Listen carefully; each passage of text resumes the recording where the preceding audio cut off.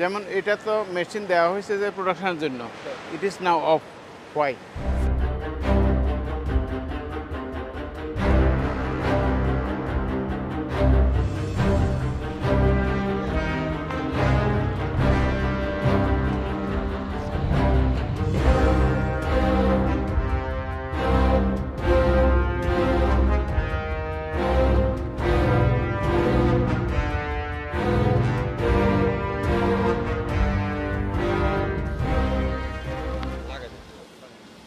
এটা আমাদের হলো সবগুলা প্রোডাক্ট যেগুলো আমরা এখানে না, আমি select করি। মনে করলাম যে তীর, তীর তীর এই যে সয়াবিন ওয়েলটা কোথেকে আসতেছে? আমরা ক্রুড থেকে আনতেছি, ক্রুড থেকে রিফাইন করতেছি। রিফাইনটা কোথায় করতেছে? রিফাইন করতেছি কমপ্লেক্স 1 এ।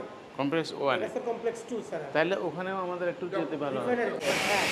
এখান থেকে ওই যে রেজিনগুলো আসতেছে, প্রিফর্মগুলো এসে বোতল হচ্ছে। দেখ,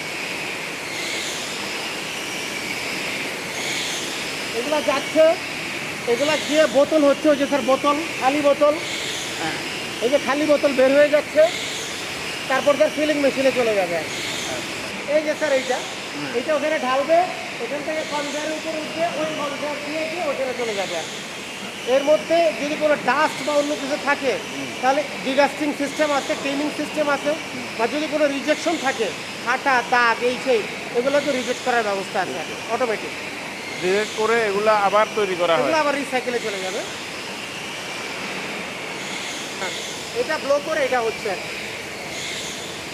ডাইস আছে, এটা বলছি। মোল্ড আছে।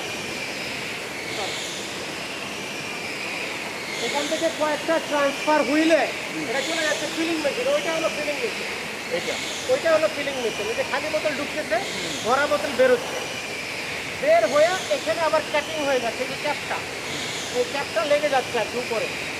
তারপরে কন্টামিনেশনের আর কোনো সুযোগ নেই।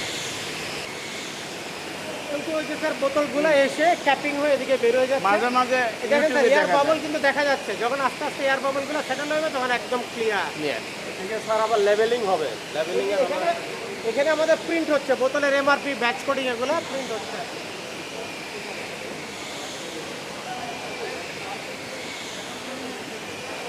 এই যে এখানে যে কথাটা লেখা আছে, এই কথাটা এখানে প্রিন্ট হচ্ছে। এটা। এই কথাটা এখানে লেখা এমআরপি 190 টাকা এমআরপি। আর আজকে ডিটি মানে কোন ট্যাঙ্ক থেকে আসছে, এটা হলো আমাদের Julian day of the year, আমাদের ট্রেসেবিলিটির জন্য। এ শিফটে প্রোডাকশন হচ্ছে, L1 মানে লাইন 1-এ প্রোডাকশন হচ্ছে। এখান থেকে বের হয়ে যাচ্ছে। এই যে প্যাকিং হলো, তেল বললো, যদি কোনো ওয়েটে কম বেশি হয়, এটা হলো রিজেকশন।